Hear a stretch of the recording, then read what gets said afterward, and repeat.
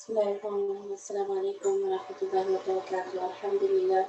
Alhamdulillah nahmaduhu wa nasta'inuhu wa nastaghfiruhu wa nu'minu bihi wa natawakkalu alayhi. Na'udhu billahi min shururi anfusina wa min sayyiati a'malina. Man yahdihillahu fala mudilla lahu wa man yudlil fala hadiya lahu. Wa nashhadu an la ilaha illallah wa nashhadu anna Muhammadan abduhu wa rasuluhu. A'udhu billahi minash shaitanir rajim. Bismillahir rahmanir rahim. So we are starting today with a hadith of the Prophet Sallallahu Alayhe Wasalam, and it's narrated by Aisha radiallahu ta'ala anha, and it's from Bukhari. The Prophet Sallallahu Alayhe Wasalam never gave others orders which were beyond their capabilities. So this is a human psychology.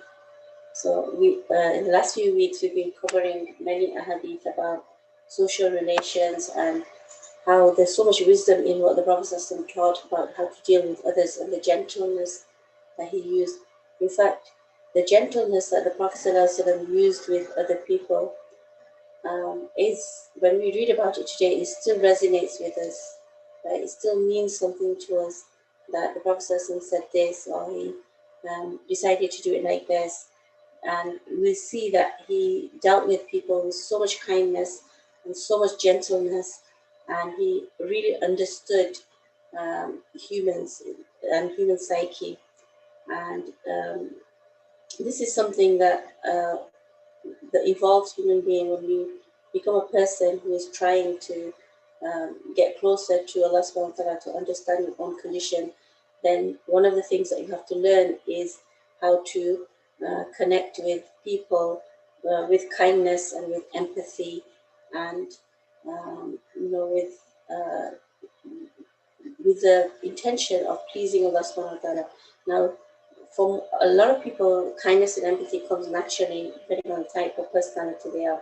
But for many people, it doesn't come that naturally. However, for both of these types of people, it's important that it's done for the sake of Allah. Remember, everything we do has to be colored with what will please Allah subhanahu wa ta'ala. So going back to this hadith, is saying that the Prophet ﷺ never gave others tasks which were beyond their capabilities. So he never asked somebody to do something which he knew that they would find it difficult to do, or is something which was outside of the realm of their understanding.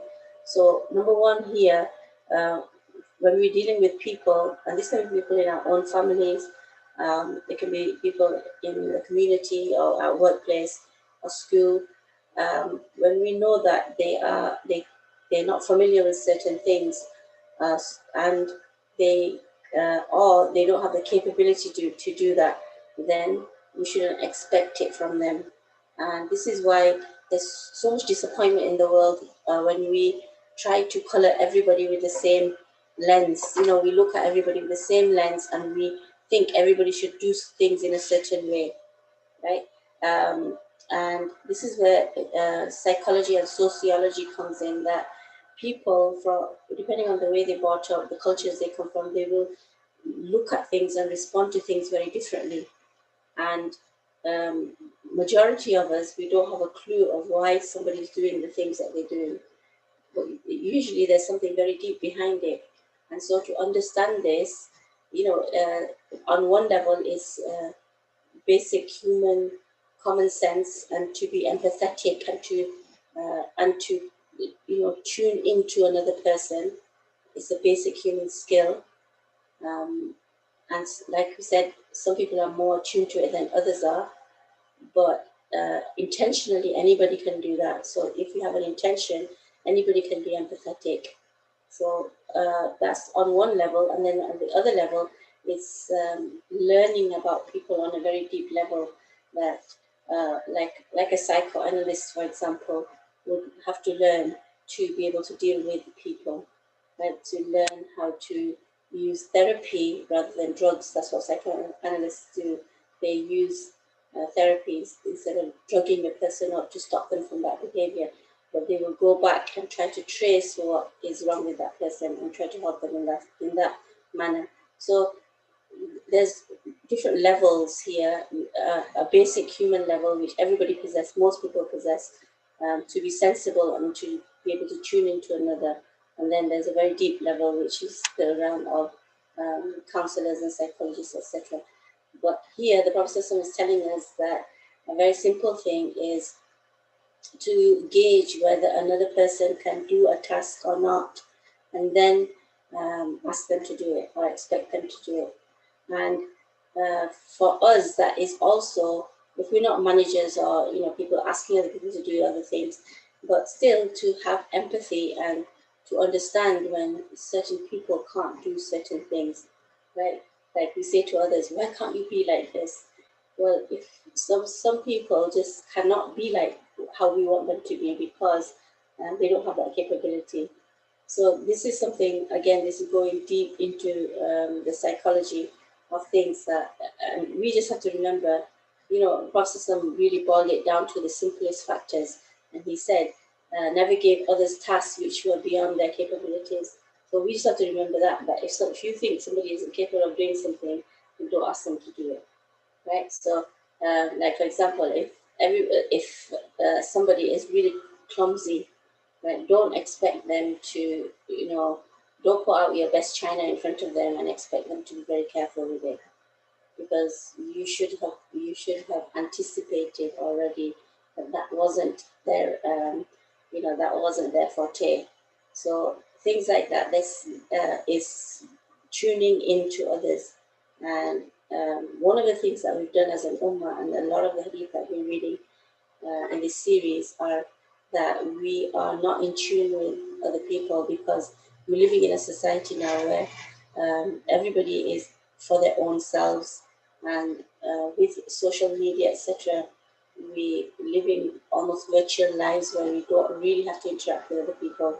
We can do it online, and there's this exhibitionism that is online, where people try to exhibit their lives online, um, and they want to show people how good they are, etc., online, but they don't have to interact with real people. So we've been doing many hadith about how to deal with each other, and this is one of the things the Prophet said, that never give others tasks which would be on their capabilities. So to know a person's capabilities, that's important. Bismillahirrahmanirrahim. The next hadith is from Abu Dawud. According to Abdullah ibn Amr ibn al-As, the Prophet ﷺ would never seen to eat while reclining on a pillow, and no one had seen even two people walking behind him at any time. So this is a hadith about Prophet ﷺ, that uh, he never leaned on a pillow or a chair or anything to eat. He would eat very humbly, and also um, when he walked, you would never see two people walking behind him, like he's the leader and people are following him. It was never like that. He walked with the people. So there's two things in here. One is that it shows his humility, that on a private level, one is on a private level, that even when he was eating, he was not reclining and eating with pomp and formality, and which fork goes where, and which how it's done today. Um, and the second one is even on a public level, he didn't expect people to respect him, and he didn't expect people to walk behind him, etc. So this shows his humility. That's another characteristic of a believer, that they are humble, and the humility will come through in their actions. Right? If people say, in my humble opinion, well, usually it's not a humble opinion, it's a contradiction of terms if you say, in my humble opinion, because you're thinking that you're humble and you're saying it. But humility comes through actually in actions and dealings with others. Bismillahirrahmanirrahim. So the next hadith is from Al-Bukhari and Muslim. Aisha radiallahu anha said that she had never seen the Prophet show off his palette he used just to smile. So this is the Prophet smiling, that even when he smiled, he didn't show off his palette, meaning that he wouldn't laugh out loud or open his mouth so that you could see inside. He would just smile. So he wasn't in the habit of laughing in a manner that you could see into his mouth. And certainly when he wasn't in the habit of laughing loudly, but when something amused him, he would smile. And again, this shows the restraint. It shows restraint and also humility in his character. And this also tells us that it's actually sunnah to smile. When we're happy about something, or if we find something funny, we smile. But in our culture, we are conditioned to laugh, and sometimes we laugh loudly too, which is not the right thing actually.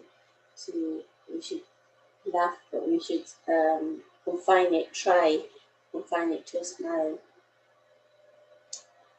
The next hadith is from Abu Dawud, and Sa'id has thus recorded his commendation of the Prophet in the period of ignorance before Islam. When you were my partner in business, you were the finest of all partners. You never deceived me, neither did you quarrel with me. So this is a recommendation, if you like how we give recommendations letters for a person that we work with or who we've known. This is from Sa'id, that he gave a recommendation for Prophet that he said that even in the Jahiliyyah period before Islam, he said, when you were my partner in business, meaning to the Prophet, you were the finest of all partners, that you were fine, you were a very fine person, very elegant person. You never deceived me, neither did you quarrel with me. And then he defined it. What does it mean? He said you didn't go behind my back to do something, and neither did you quarrel with me. So you didn't, quarrel, find something little to fight about. And this shows the stability of his characters, that of our Prophet ﷺ, that he was a person who was very stable, and he wouldn't be, he wouldn't waver from his principles. There's a story told of our Prophet ﷺ, and this is also before he became a prophet, ﷺ, that he one day he made a dealing with in the market with a Jewish man, and the man said that. Wait here, I will come back with the money. So they had shook hands on a deal. And so, the Prophet ﷺ waited, and then the man didn't come, so he waited the next day, and then the next day, and then the next day. And the third day, the Jew came back and he said, "Oh, you're still here?" Like he was surprised that, "What are you still doing here?" So he said, "Well, we shook on this deal, and you told me to wait here, so I'm waiting." That means that the Prophet ﷺ took it seriously, that when he made a deal, then on his side it was serious. It wasn't something like, fake deal, or we'll see if you're going to do that or not. So his word was his honor. And this is something that we are taught as well, that when we give our word to do something, it's very important that we fulfill that word, that we carry it out. Bismillahirrahmanirrahim. So the next hadith is from At-Tirmidhi. According to Yalala, when he asked Salama how the Prophet recited the Quran, she replied, the Prophet used to recite the Quran with great clarity. Each word could be heard distinctly. Subhanallah.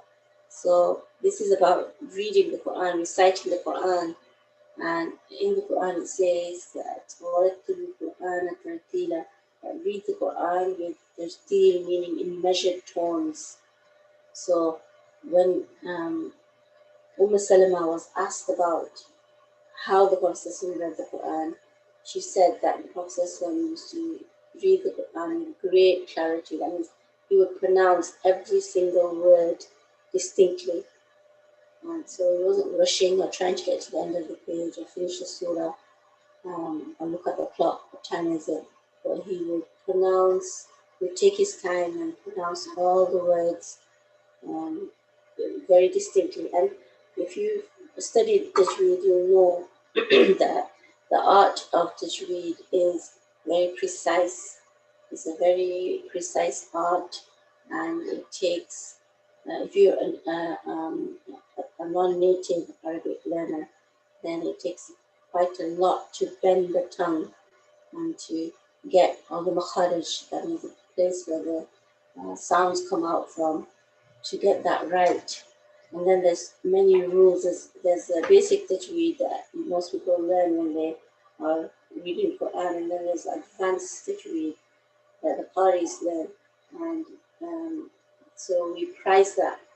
You see in the Muslim Ummah, we prize the recitation of the Quran, and anybody who reads the Quran really well, we appreciate that person because they have our gift of being able to read the Quran. So everything that is associated with the Quran, learning it, reading it, reciting it, memorizing it, doing the tajweed correctly. And then there's other levels beyond that, which are practicing it, practicing the Quran, understanding and practicing it, and then learning the tafsir and going into the depths and understanding the secrets of the Quran. So there's so many different levels of learning the Quran. This hadith is talking about is the recitation, which is also very important. There's so many hadith about recitation of the Quran, and what value it will hold on the Day of Judgment. So Salma says that the Prophet ﷺ used to recite the Quran with great clarity, and each word could be heard distinctly. So he read the Quran very beautifully, inshallah. May Allah make us of those who read the Quran very well, and our future generations, inshallah. Bismillahirrahmanirrahim. According to Jabir radiallahu anhu, the Prophet ﷺ never said no to any request. This is hadith of Al-Bukhari and Muslim. Now, this is a hadith that we're going to say, well, we don't know how we practice that, because many times we have to say no.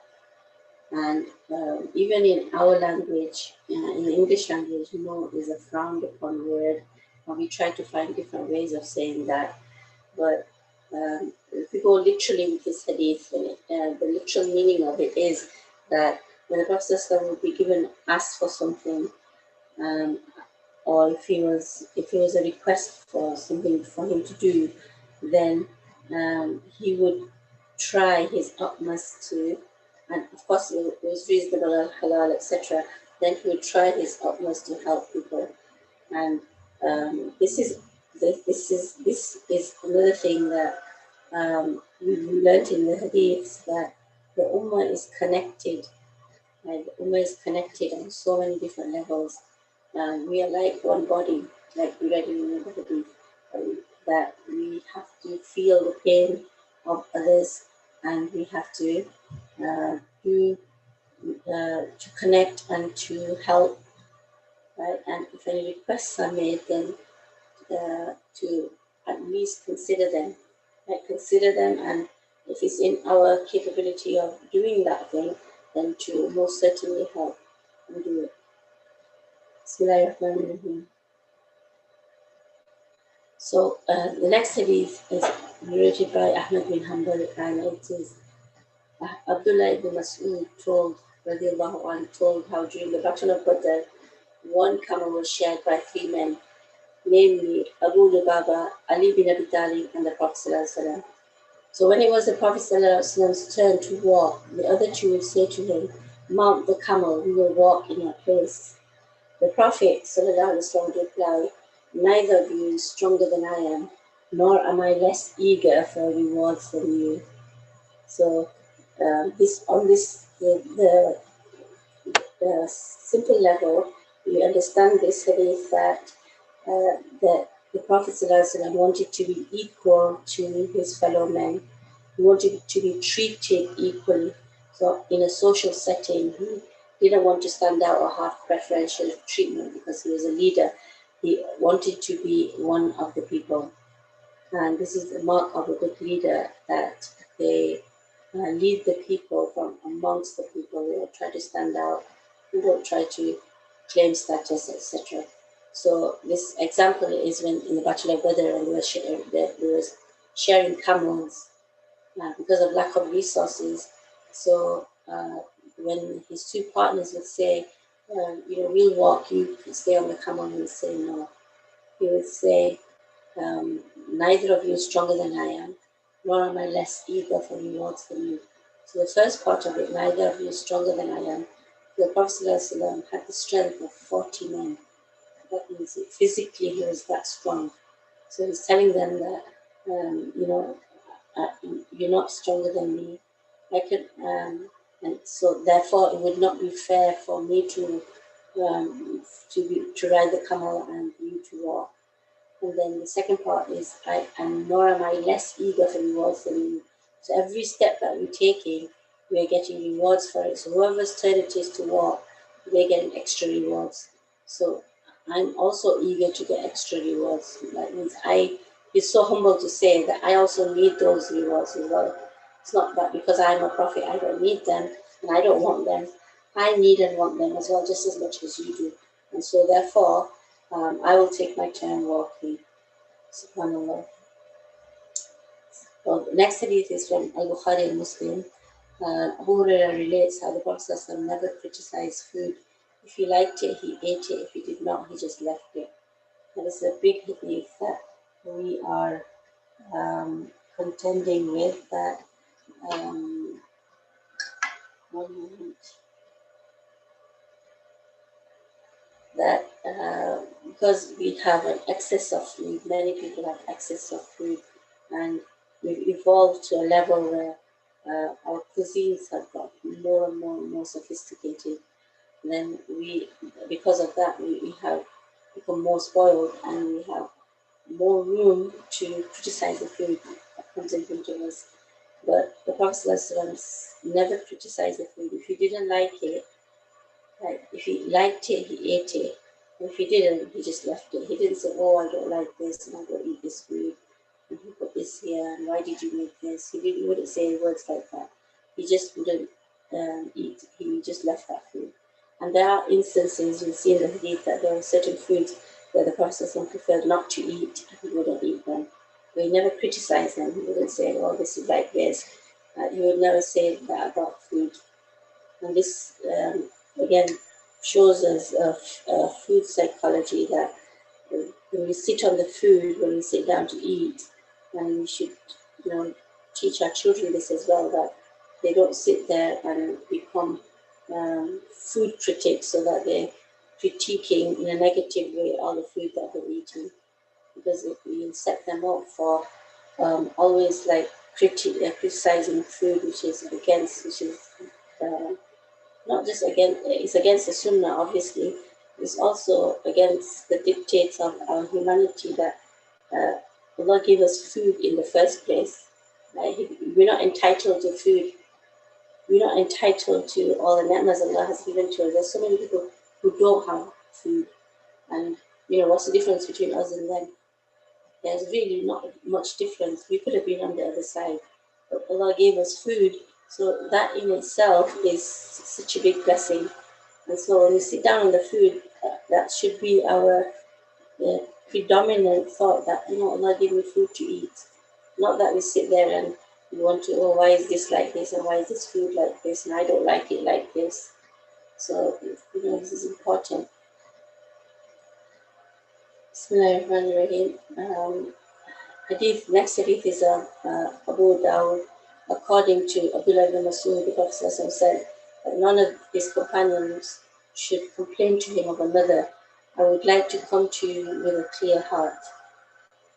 Bismillahirrahmanirrahim. This is a very important hadith about when we talk about other people.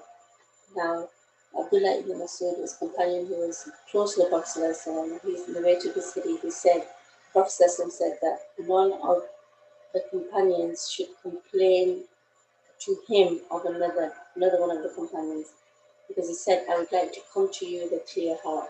So this is about when we talk about other people and we backbite, or we relate tales, or we spoil somebody's view of another person. Why do you think that backbiting is so bad? Slandering, backbiting, gossiping, why is it so bad that, in the hadith it says that it's like eating your dead brother's flesh, which is like so repulsive. Right? And if you think about specifically why that example is given, that you, as humans, we find it so repulsive to eat human flesh, dead human flesh, and then that too of somebody who's so close to us, like a sibling. So this example is given to show to us that to gossip about another person is as repulsive. That means how you would find eating dead flesh repulsive, in the same way to talk about another person is that repulsive. And so the Prophet explained it. He said that I don't want you to complain about other people to me, right? Just sort your differences out, and if you have a grievance, then figure it out, but don't come to me and complain, because I want to meet that person with a clear heart. And this is what we do. We go around, it's very common in our cultures to talk and gossip about others, and we spoil that person's reputation in their eyes. And this is why the sin of it is so great, and this is why it's so frowned upon in society, because once you spoil somebody's reputation in another's eyes, you put poison into that person's eyes. Human beings are the only ones that carry poison in their tongues, right? And they go and give it to people. They poison other people with their tongues. And one of the ways of poisoning another is to take what poison you have in your heart from another person and put it into another. This is how we spread poison in societies. And once that poison is spread, then friction comes in between people, disagreements, hatred, jealousies, and finally, this is how societies collapse, wars happen, etc. So it all starts with small things like this, and that's why, as a deterrent, we are told not to gossip and to backbite. That is the biggest deterrent, actually, to keep society and communities clean. It starts with these kind of things, and gossip. We might think, oh, it's only a little gossip and it's innocent. This is how we communicate and this is how we get closer to each other. Because when we gossip, suddenly we found common ground, and we feel we feel an affinity with each other. Suddenly like we have something in common. But it's very powerful because it can destroy. It can actually destroy societies. It can destroy communities. Right? So this is what Prophet said, that don't complain to me, don't come to me and complain about another, because I want to meet somebody with a clean heart. Now, what about if somebody does come to you and they gossip about somebody, mutual friend, and now you're carrying that poison about the other person because they told you something, and you're thinking to yourself, well, do I believe her? Do I not believe her? How do I think about her? Well, a person um, who is trying to evolve and trying to, you know, to be fullest in their humanity, of trying to please Allah subhanahu wa ta'ala, they will think to themselves that, I have to make my own opinion of this person. What they have told me is their opinion and their experience. It's not mine, so I don't have to take it. I will meet this person how I normally meet them, and I'm not going to carry whatever their their grievances. It's not mine. Yeah, you have to be big enough to do that, to say that this is not my grievance, this is not my thing, and I'm not going to take it on. Right? you keep it. And so you mentally, you deflect it and you do not take that on. Otherwise, if we take everybody else's grievances on, everybody else's opinions, everybody else's hatreds and jealousies, then we're going to be a dumping ground, and our hearts are going to be very, very murky. So the idea is that we don't take on other people's problems, other people's grievances. We're able to detach and we're able to meet people on our own level. It's a higher level skill, but it's something that you can even teach children to do. That they don't, number one, they don't gossip about others. If they hear something, then they're able to deflect it, right? And they are able to ignore it. Not that they get involved in it and then they want to know more, and then they're not like that. And it's possible to train yourself to do that and to train other people.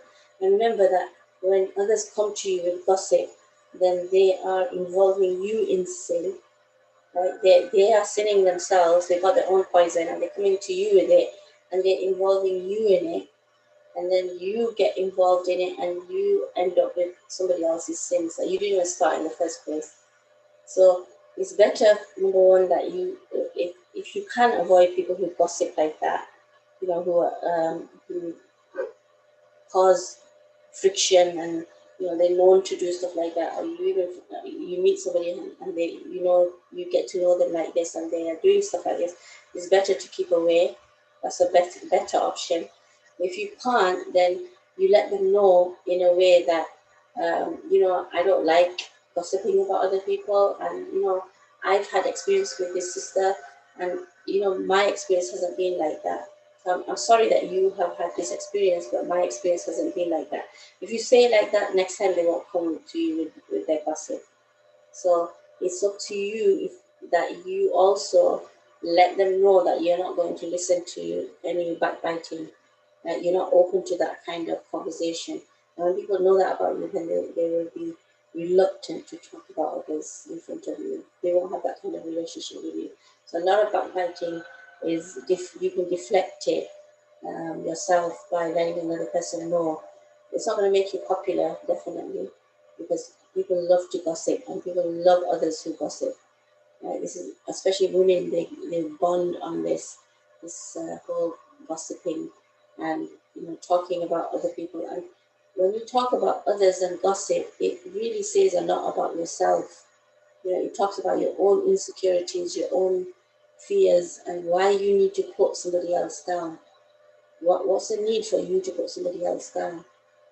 Talking about you are saying a lot about yourself when you get involved in gossip.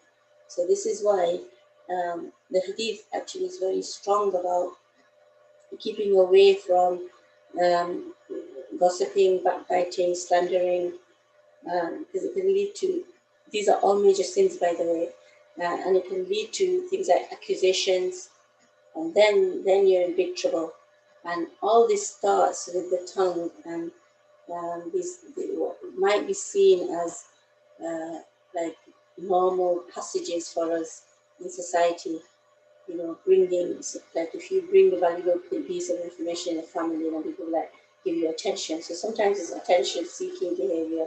Sometimes it's to score points with people. Oh, I got you. I told you this, right? So there's all kind. We use our tongues for all kind of leverages and um, in society, but we have to stick to what the Prophet taught us about using the tongue. And don't think religious people don't do this. Religious people who claim to be religious, also do this. It's a it's a tool that people use, and if you're not careful, if we're not careful, we can use it in a totally haram way. We think it's social networking, and we're making more friends, and we're getting more people on our side, um, and sharing good information. But many times it's haram things that we're doing. We have to be very careful. We have to know the distinction between what is halal and what is haram. So may Allah subhanahu wa ta'ala protect us from this big sin of gossiping and complaining, going to others and complaining about people, and taking gossip from here to there, and backbiting about others. If we have an issue and it's a serious issue, there is a way to address it, and that's to go to the right people and to address it in the right manner. To go telling people who can't do anything about it just to offload and just to make yourself feel better, or just to make the other person look bad in that person's eyes because you don't like them, then all of this is foreign behavior. Bismillahirrahmanirrahim. The next hadith is narrated by Ahmad bin Hanbal in An-Nasai. According to Aisha radiallahu anha, the Prophet held that cleaning the teeth helped in maintaining oral hygiene, and said the Prophet Sallallahu Alayhe Wasalam, it gives pleasure to the Lord. So keeping the teeth clean, it helps with oral hygiene, and the Prophet said it gives Allah pleasure to be. So there's two things in here. One is about cleaning the teeth, that it gives you oral hygiene, and oral hygiene is very important. Now we know with science that it's linked to, oral hygiene is even linked to heart health. Right? It's linked to so much. Imagine that you think that what's my teeth got to do with my heart, but now with science we know that heart health is linked to oral hygiene, and we know the nerves of the mouth, they're connected to all our senses, right? So keeping the mouth clean is very, very important for overall health. And then the second thing Prophet said, it gives pleasure to Allah because Allah subhanahu wa ta'ala likes us to stay very clean. If you notice something about our deen, the beautiful thing is that we are encouraged to keep very, very clean.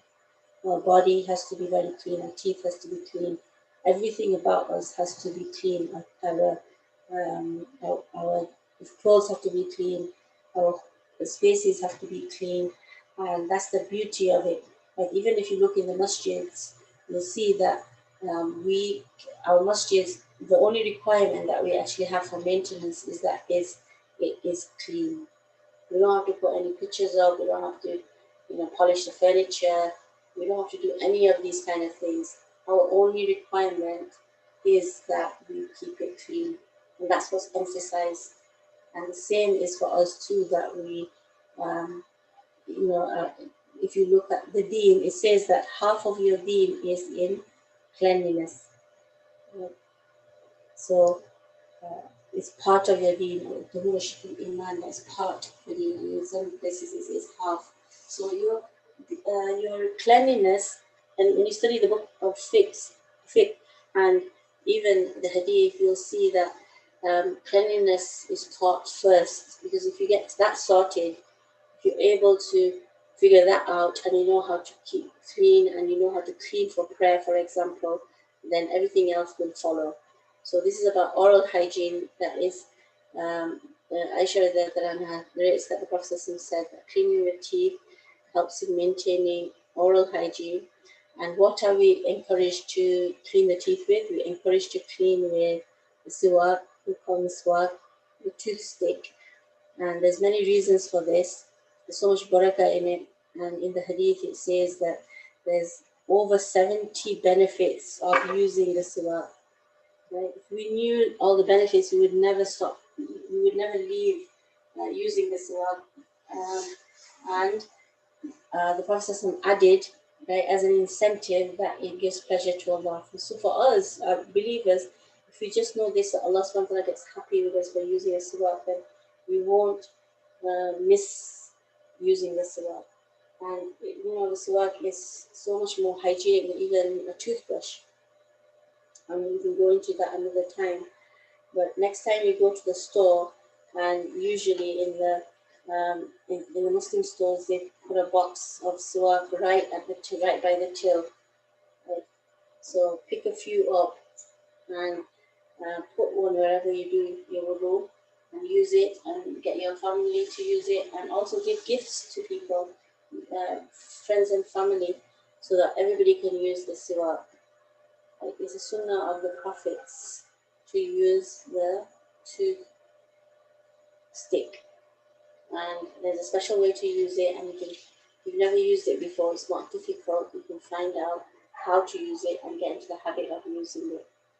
May Allah subhanahu wa ta'ala give us all the tawfiq to practice these sunnahs of the Prophet sallallahu alaihi wasallam. Bismillahirrahmanirrahim. The next hadith is from At-Tirmidhi on the authority of Abu Umama radiallahu anh, that the Prophet sallallahu alaihi wasallam said, "Verily, Allah Almighty and His angels and those who inhabit the heavens, even the ants in their holes and the fishes in their waters, bless the good teachers of mankind." SubhanAllah. So everything, Allah, His angels, and those who inhabit the heavens. So that's all the angels and other beings that we don't even know of that inhabit the heavens, and even the ants in their holes, even the fish in their waters. They bless the good teachers of mankind. So the people who teach good things to people, right, they are blessed and they are prayed for. Right, all these entities pray for them. So we know from other hadith that the ants and the fish, they pray for the good teachers of mankind. So there's lots of levels here. That means from the heavens all the way down to the depths of the earth where the ants are and the creatures are living, and into the oceans where the fish are. Everything is praying for the good teacher and blessing the good teacher. So the good teachers of mankind, they usually, the humble people, humble teachers who are overlooked. Like if you look at teachers in our society, they're not given much status. They're usually the lowest paid, the poorest people. They're overlooked, and their status is not very high.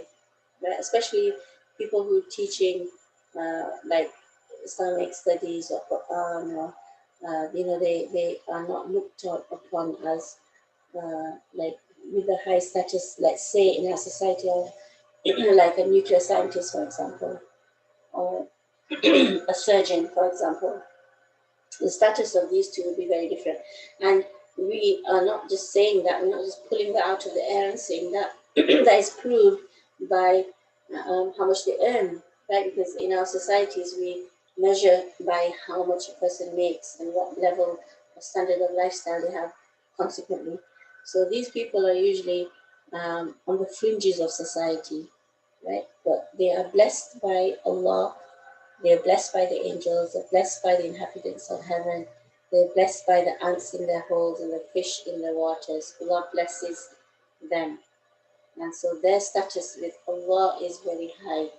Might not be in the world, but with Allah it is very high. And so this teaches us a lot, that in our hearts, if we believe in Allah and Rasul Sallahu Alayhi Wasalam, then in our hearts we should have a high status for them. And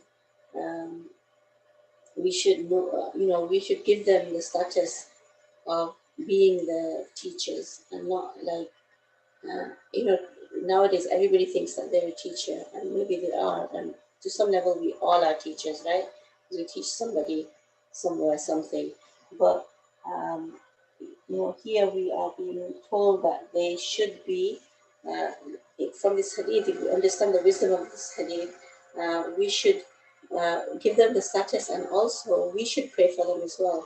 We should pray for our teachers, we should treat them with respect, we should try to help them when, if and when they need it. Even when they don't need it, we should still go out of our way and try to be good to them, because in doing this, then Allah will be happy with us.